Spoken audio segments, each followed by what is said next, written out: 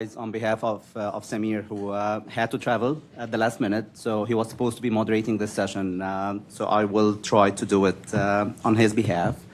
So we had a very exciting day and a half, and the task that was given to this panel is really to start thinking about all the discussions that we've had in the 5 or 6 sessions today and yesterday, and really start reflecting on what would be the actionable items that came out of those discussions. I think we had great discussions about the complexity of the landscape, the discussions around the use of biomarkers for patient selection, discussions around the study design and how we need to come up with novel approaches. We have to come up with new tools that we can use to prioritize combinations that are currently either are in the clinic or about to enter the clinic. We had a great discussion about some of the regulatory challenges. And obviously, speaking of regulatory, we're very fortunate that Dr. Pasder is here with us now. And I was actually... we will not direct any questions to Dr. Pasder. No, I really want to thank you for what you did for cancer patients. I was... lucky last week to be sitting in a session and listening to Dr. Pasder talking about the OCE and the evolution that happened in the FDA and the fact that it only took them 19 years of really... really fast.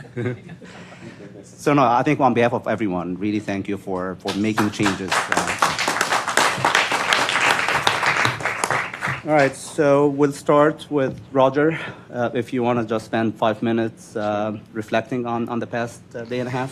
Sure, some musings, perhaps, right? Musings. It is interesting. Just at a bear in mind, I'm sitting in late stage drug development as part of the pharma industry, and there's this huge endeavor going on, right? An explosion of molecules, an explosion of clinical trials, an explosion of interest, and the sort of image of spaghetti on the wall at every level, is being raised. This seems like a random and sort of somewhat chaotic event. I have to say, life is generally fairly random and chaotic as well, so perhaps it's not that different. But one of the elements that sort of struck me, firstly, just to get this group together in one place over a day and a half is really quite amazing. All of the disparate stakeholders.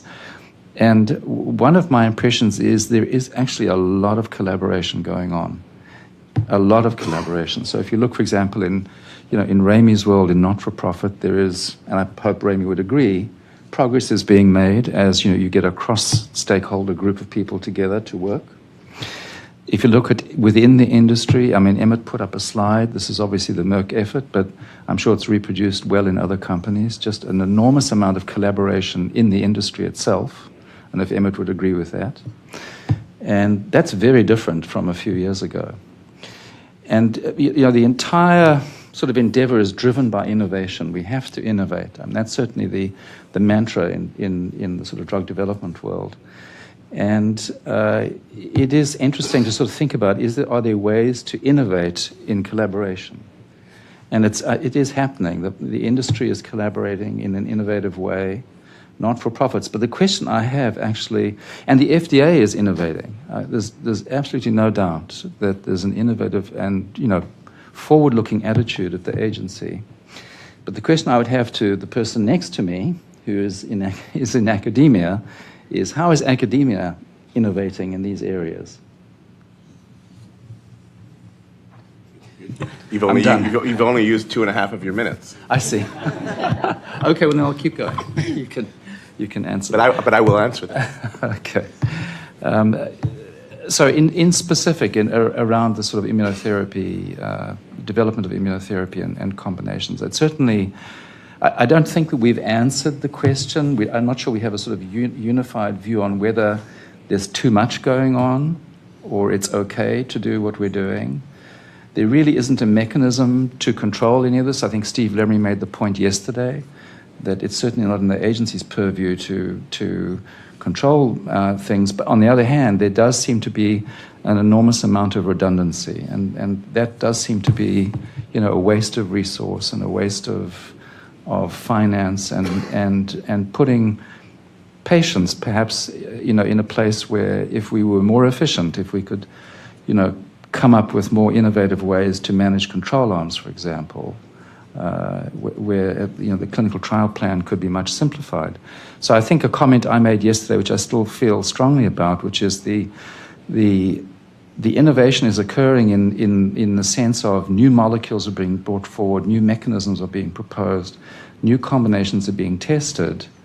The pathways to approval are clear and have innovative aspects to them, but the clinical trial mechanisms are not really changing. We have the same approach, the same heavy need to enroll thousands of patients across many, many trials. And the best example of redundancy is in renal cell carcinoma, where there are, five phase 3 trials randomized, all asking important questions for sure, but all utilizing the same control arm, which is sunitinib, which is, at an individual company level makes complete sense, but at a sort of, not polished, but at a sort of a more macro human level doesn't make any sense at all. And is that a problem that can be solved? I'm not sure, but it's certainly something that we should address. And I realize there have been attempts before to try and move this conversation forward, but I think even if those attempts have not yet, produced fruit, there's no reason to not stop hammering away at this issue to see if we can, in fact, improve, the way we do things. Roy, before you start, actually, Roger, I have a question for you.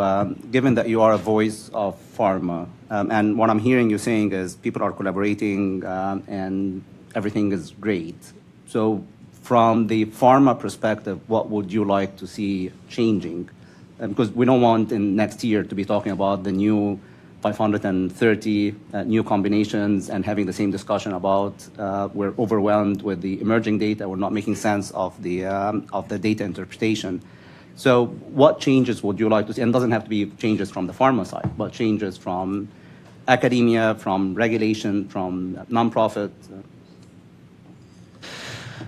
Yeah, so one of the points I just made around are there efficiencies in clinical trial design, and we've had those discussions already, and it goes all the way from Chris Boshoff's talk around can you optimize a phase 1 design to reduce the risk that you find that you take a signal into phase 3 that actually fails, because that's obviously something to avoid. So clearly focusing because the trial dynamics have changed so much, where phase 2 has sort of dropped out of existence, and so we're using early signal detection to drive into phase 3. If that's the way the world is going to stay, or some variant of that, it would be, I think, helpful to have a phase 1 plan that can robustly support or sort of replace what was previously, randomized phase 2 designs. That would be one element. Then with regard to phase 3, it really does come down to, can we be more efficient about the control arm? Is there an opportunity to either use an external control or, a robust, you've used terms like synthetic control, or is there a way of simulating a control such that it doesn't have to be 500 people, it could be 100 people and sort of bootstrapped up to a bigger number, all those sorts of thoughts. With regard to the funnel of drug development, I personally believe, just as a personal position, that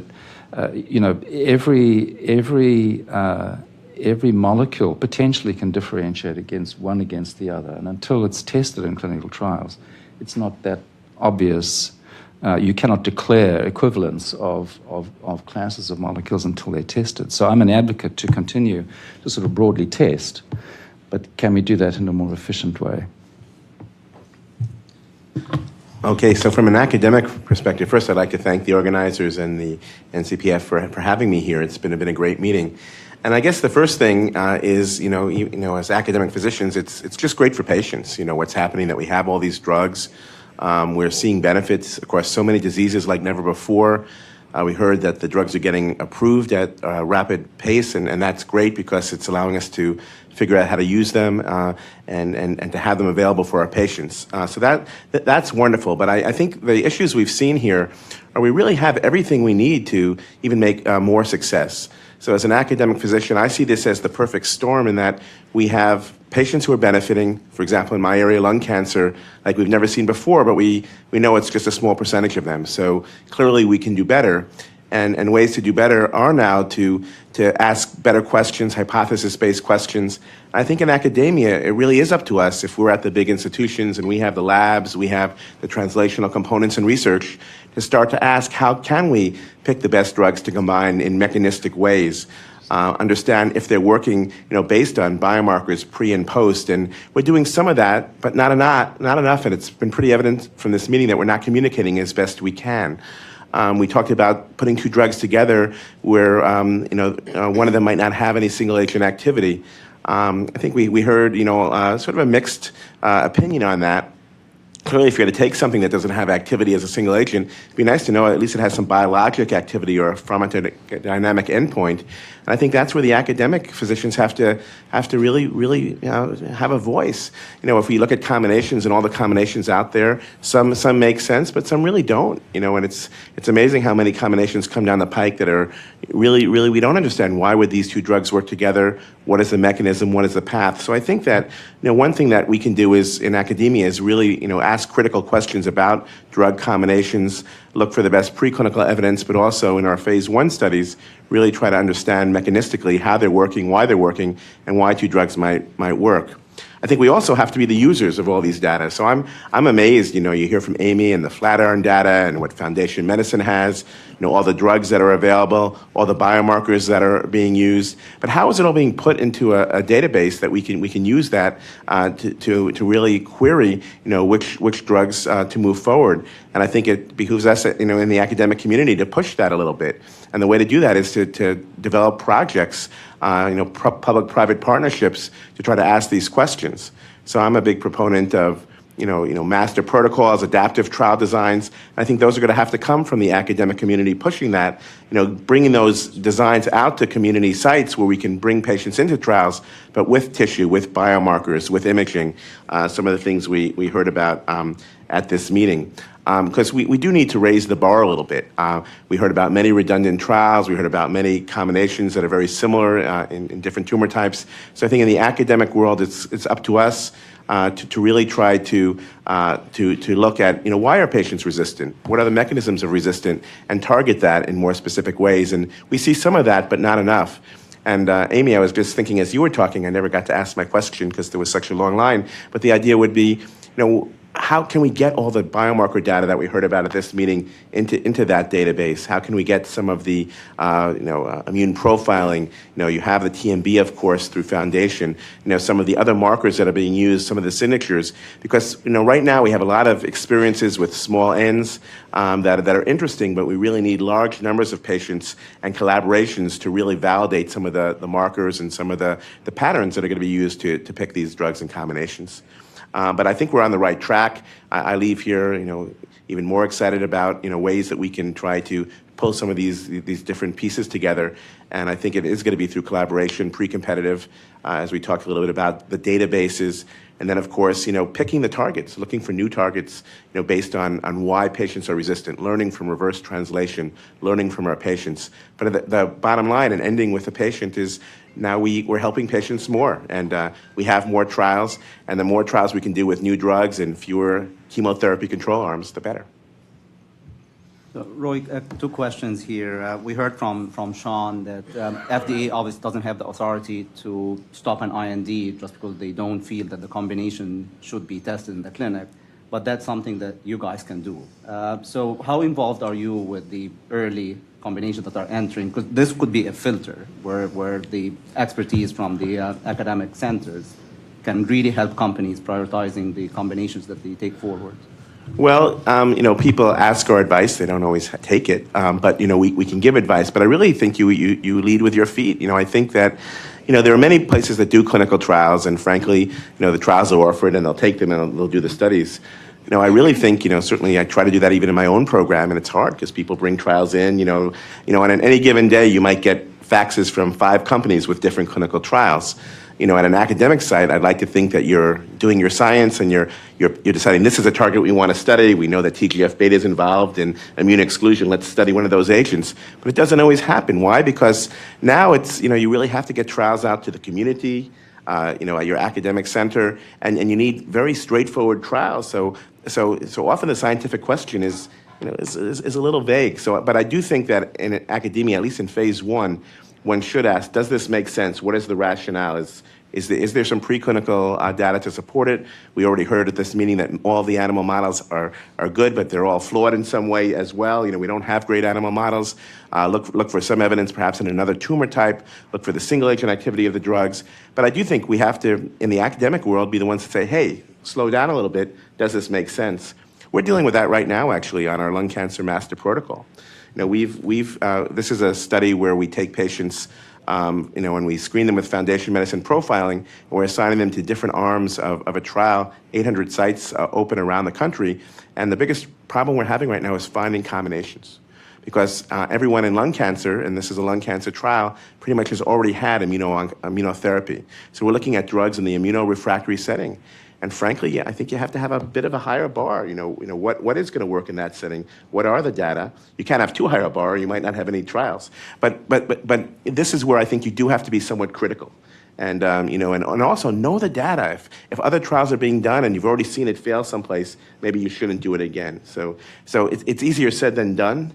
But I agree with you that we really do need to be a filter, and because the community is going to look to the academic center. When they've done everything they can in the community, they'll send the patient in for our phase one program, and they're assuming that we're doing things that make rational sense. And for the most part, they do. But we have heard that sometimes it's not always great.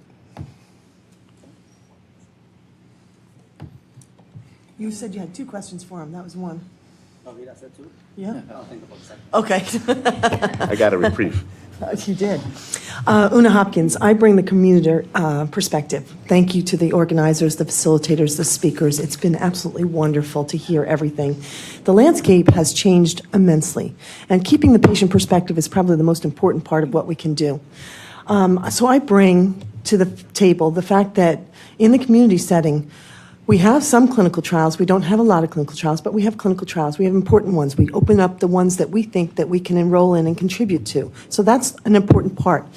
We, on this panel, was charged with giving you actionable items to start with. The first part is education for that community setting. As we see how rapidly things are changing, we have to, one, educate ourselves, but two, our general oncologist in the community setting also need to keep it up so that patients can in fact be awarded this. And our oncology team is much wider than it is just the oncologist now. It's the cardiologist, it's the endocrinologist, it's the gastroenterologist.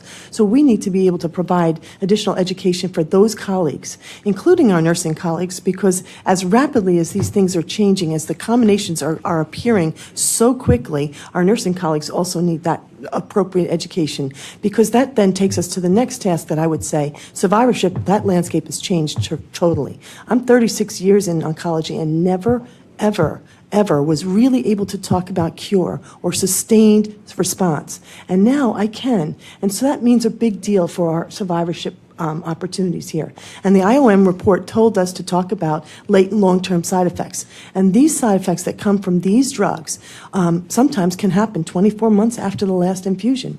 And so that is a big impact to what survivorship brings. So those are the perspectives that I bring from the community setting with respect to that. So our patient perspective, the education for both ourselves and our oncology and other colleagues that are working with our patients, and survivorship. So those are the three chargeable tasks that I would come up with from the community setting. Do you feel that the community oncologists are getting the appropriate support education-wise? Because there are a few organizations that are really focusing on educational material for immunotherapy, whether it's SITC, the ACCC, and obviously many of the patient advocacy group like the Cancer Support Community. Do you feel that there's enough educational efforts, or there's something that you would like to see more? I don't know that there is ever enough education as rapidly as the landscape is changing. So from that perspective, no. But SITC and ACCC have been absolutely wonderful at keeping the momentum going with respect to education, as well as ONS. So from those perspectives, I think those organizations are doing the best that they can. I think that the community oncologists, as in the academia, they're not specialized. So while you may have lung, they may have lung, and they may have renal, and they may have bladder, and they may have GI. So they have to take care of all of those patients.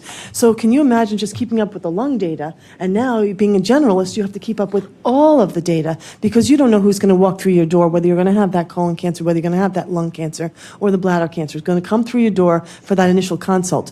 So I think small sound bites for the community oncologists are really important, but also knowing and having the access to the right clinical trials. Like, for instance, in a community setting, I have a 292-bed hospital, a cancer center that sees 1,500 analytic cases a year. So from that perspective, 1,500 versus academia that might see 15,000 is very different. And so the small sound bites, and we want to be able to provide patients with the appropriate care that they deserve. So, they're coming, they're well educated, they know what's out there, they see the TV commercials, they see direct-to-marketing ads from the pharma, and so they're educated. And so helping our community physicians be as educated when they're before a patient and giving them the right opportunities is the right way we need to go.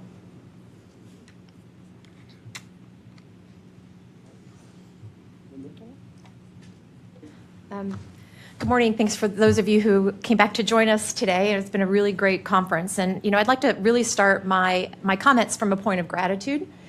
So I was a 16-year-old volunteer when I started in cancer in 1981. You can do the math. I'm 54 this year. I'll save you. So I was 16 in 1981 when I started as a volunteer in cancer, and I was 19 in 1984 when I became a nurse and started to work on the oncology unit. So cancer has been very personal to me my whole life, and I remember what it was like in those days treating cancer, and we weren't sure if the treatment was going to take the patient's life or if the cancer was going to take the patient's life. To use Marty's reference, I became the tears behind the numbers 2 years ago when I lost my dad to a very aggressive form of AML. So my task sitting here today, and what I'd like for you to really, really think about as you listen to my 5 minutes of time, which I won't fill completely, is, number one, thank you for what you've done for patients, and thank you for what you've done for families, and we really have come a long way from those early days of treating cancer. The good news is that we have a lot of opportunity and a lot of runway in front of us. And in particular, I'd like to really ask you to think about now, how do we treat the host of the tumor? We've talked a lot today about yesterday and today about microenvironments and DNA and RNA. And today we've talked about big data. So how do we think about the human who's hosting the tumor and the human that is the data point on the graph? I'm asking you for that, to really think about it. The actionable item for you is to really give us a seat at the table. I think about organizations like Friends of Cancer Research. I think about organizations like ours who see patients on a true experiential level. We're doing the same level of scientific research that you're doing. We're just looking at it from a different lens. How do we really start to integrate those data points and this research together so that not only are we treating the tumor, but we're treating the host of the tumor in a meaningful way? Patients are interested in contributing their data. They are interested in sharing with you their experience. The other thing is, how can patients have access to this black box of data? So for those of you who may have heard the congressional testimony that I had the opportunity to do last July, it was really talking about this black box of data that industry has, that the FDA has, that others have, but patients don't have access to that. And when you have patients that are coming in more educated, how do they have access to that? Whether it's through the learned intermediary or not through the learned intermediary, but really how can they make educated decisions? I'm going to really close on what I've heard today, and I'll ping on some of the comments around new molecules, new pathways. The regulatory pathway is very clear, but the clinical trial system isn't changing, right? It's really just not changing. We need to think about how we can record and monitor not only how patients feel, so I think about the definition of patient-reported outcomes and where we continue to go around patient-reported outcomes. We're monitoring how they feel. Do you have nausea? Do you not have nausea? Do you have your hair? Do you not have hair? Are you uncomfortable here? Are you not uncomfortable there? And we continue to sort of bake those into the clinical trial design, which allows us then to make decisions in the same way we've always made decisions, not in the way that we should be making decisions in 2018. So just in closing to you, I'm going to really challenge you, right? I'm going to really, really challenge you to help me help patients, help all of you move from thinking about how patients feel to moving to think about how patients are living with cancer. Because we can do that today. We're not dying from cancer in the same rates that we were in 1981 when I was 16, right? We've got a number of patients that are living with cancer thanks to you, thanks to your efforts, thanks to those people whose shoulders we're standing on. So now the challenge for all of us is to help honor all of those shoulders that we're standing on. And how do we really advance to a point where we're helping patients live with their cancer and we're creating solutions to make that even better for them? So thank you for that. All right, so actually, Linda, I know that you're asking the room to help you, but I'm going to ask you to propose something. So if the challenge with collaboration is that it's a consent form, it's sometimes I hear that the institute will not release a sample because now the sample has been collected and it's archived within the institute, or pharma has to decide whether they want to share data from a certain patient. How can we empower the patient so that they can actually make decisions about samples that were collected from them and data sharing? I know that there are some initiatives where there are groups that are trying to directly consent the patient, so rather than going through an institute, but really to get the consent from the patient, so that he can make or she can make a decision about how they want their data to be shared or used. Yeah. So now I'm going to sound like an angry advocate, and I'm not, right? You sort of threw me from that passionate plea to an angry advocate.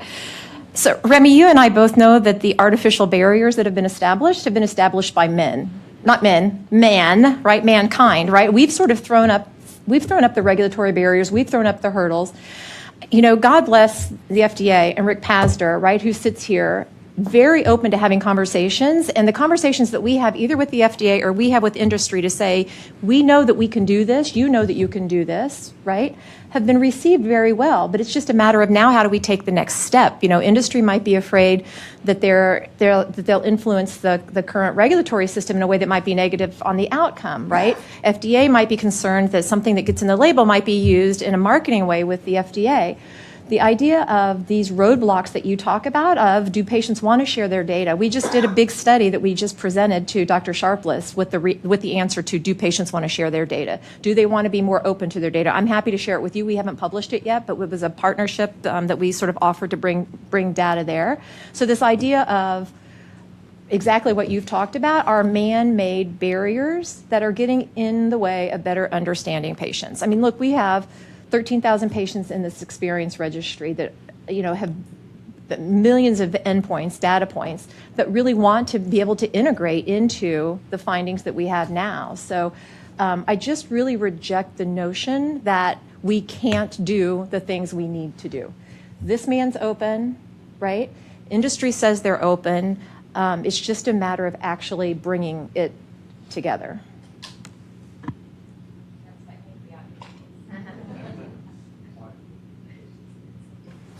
So, good morning. My name is Marc Theoret. I'm a medical oncologist, and I'm up here on the panel, provide a broader FDA perspective. And I really appreciate the opportunity to be here this morning. My journey at the FDA started in 2009 as a primary medical reviewer, and then under Rick's leadership, we became a disease-specific organization.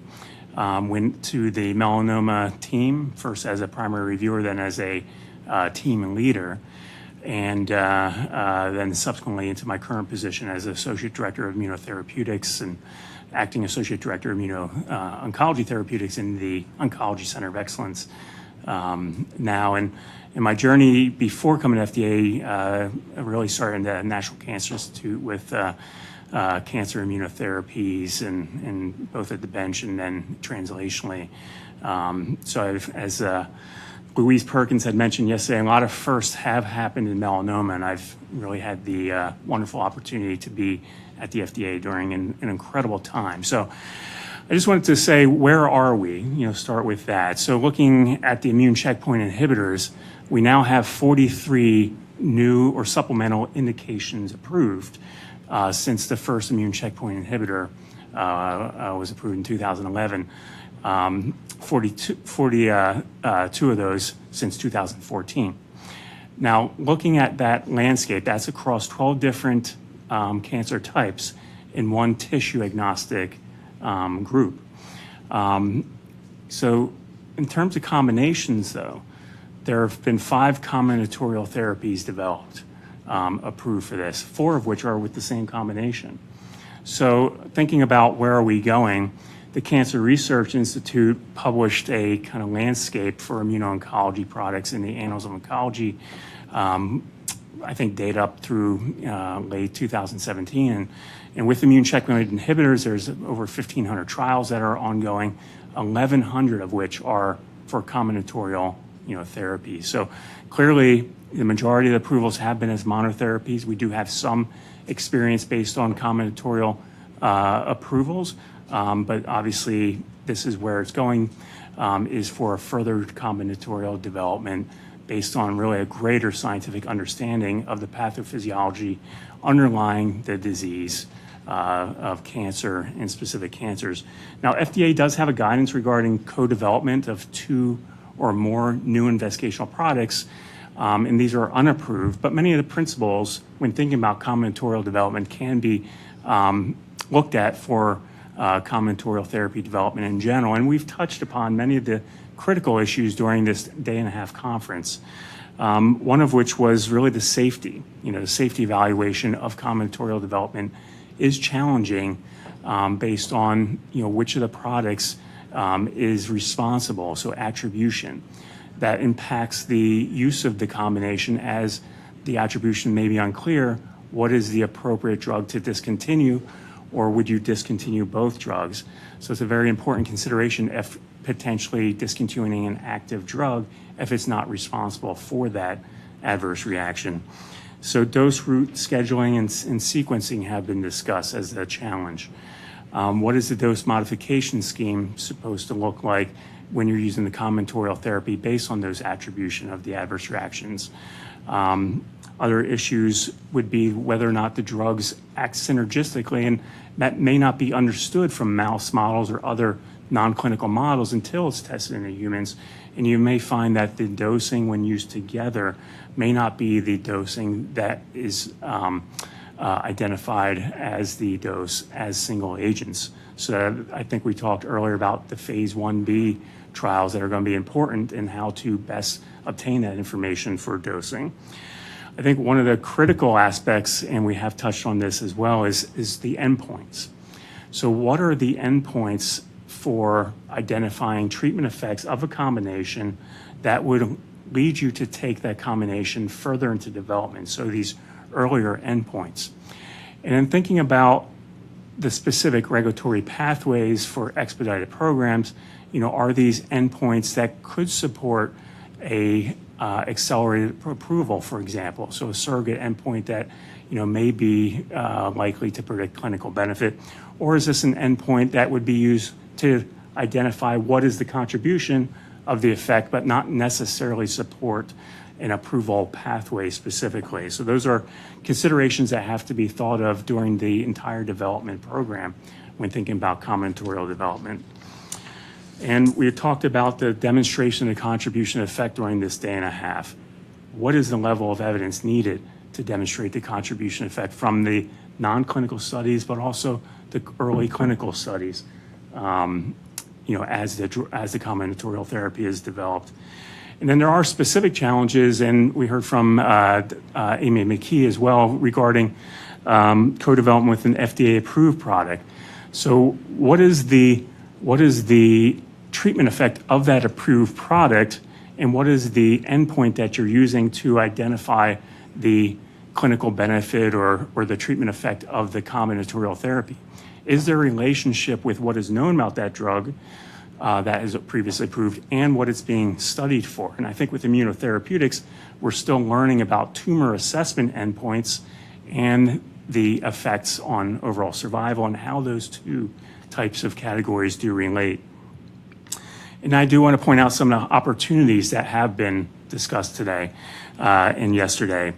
One of which is, that clearly combinatorial development does foster interaction, amongst multiple stakeholders, multiple companies, multiple other stakeholders, FDA, industry, patient advocacy community, among others, to really think outside the box. And that gets into the novel mechanisms for evidence generation. Over 1,100 combinations coming along the pike in clinical trials.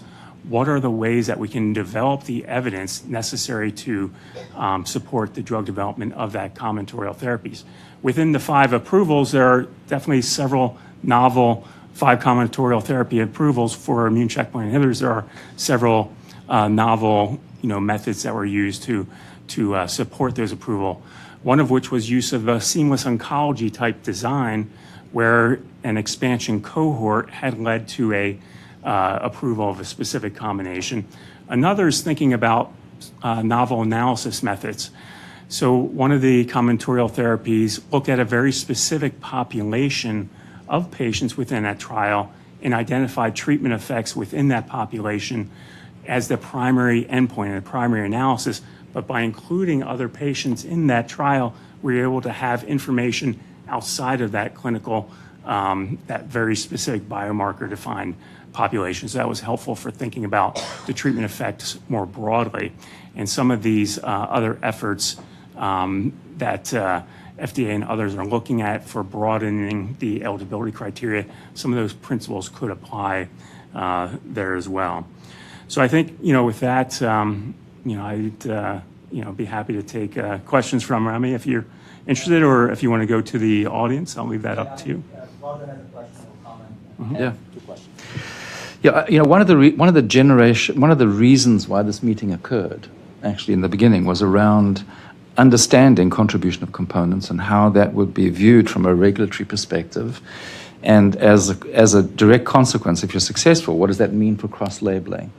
And I have to say, certainly from my perspective, the presentations yesterday are absolutely clear. The regulatory guidance is clear, and that sort of question, at least for now, seems like we have enough information from a pharma perspective to actually move forward. Similarly, around the tumor-agnostic component, which was presented yesterday, also very clear as to what the potential, without knowing everything, understanding the parameters, that was also very clear. So I think it was really helpful. I just want to make a comment about the number of trials, and sort of, 1,100 trials sounds scary, but actually most of those are signal-finding, investigator-initiated, small trials, 20, 30, 40 patients. And I'd just like to present for you, just so you can appreciate, there's almost no cancer except for acute leukemia that doesn't have at least a responder with immunotherapy. And it's not just the responder, it's the nature of the response. It's the durability of the response. It's the promise, it's the hope. So I think we can all understand why there's so much enthusiasm, because there's a brand new class of agents that can really change the landscape. And investigators want to signal detect, and there's no doubt the pharma industry cannot do that signal detection at the level that can be occurred in investigator. And the point that, just to remind everyone, the whole MSI high approval, which is highly innovative and I think of tremendous value to society, was generated by an investigator-initiated trial. And so, put an idea of trying to sort of constrain scientific discovery because the number of trials seems to be too high, from my perspective, seems like we're potentially getting concerned about a problem that actually may not really exist. Having accepted that, though, there are redundancies, there are repetitive trials, there are those sorts of elements that are not part of how to manage that aspect of it. I'm not sure. But personally, I think signal detection is key investigators at academic and other institutions can generate that signal detection that then, a company could choose to jump on if it looks like it's worthwhile taking forward. Roger, where does the list of all these exist? So I agree, the investigator-initiated trial is a wonderful thing. It can be done in the academic center. You can take unique science and biomarkers. But, I've actually tried to look at this recently myself. Clinicaltrials.gov, does industry keep a database of all these studies? Because even if there are a couple of small trials with one combination, it would be nice if those data were available. So as people are designing their next trials, they knew what had been done and so forth. I think that was the point I was making to you earlier, which is how is academia going to innovate? No, it's how can you information share? Because it's in the academic institution's sort of purview potentially to come up with a collaborative system of sharing of clinical trial and other data, which I think you already do. I mean, you already have a lot of efforts around, biomarkers and so on. But I'm just wondering if clinical trials shouldn't be part of that effort as well. Right, I actually can ask a question about the ISSs, which I completely agree that the innovation comes from the investigator-sponsored studies. But where is the data from those studies? Because most of the times, the only data that's published is the positive data or the data that has something that's encouraging. But where's all the negative data? Well, And I'm not talking obviously I'm not talking about Yale. I'm just talking in general with the ISSs. We don't see the data. There's been a big push in recent years of publication of negative data and negative trials, but you're right, there is a bias, for things that work. We've talked about it at this meeting. Samples are collected, and people write these large biomarker programs for studies.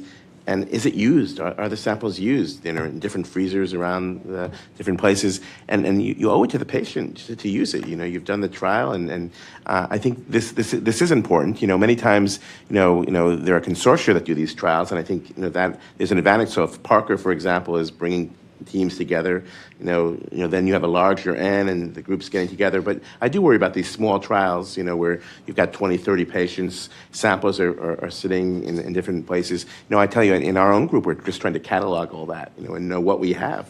Because, these pre-post samples, patient has their own control. This is where we're going to find the resistance mechanisms. We're going to understand what our next targets and combos should be.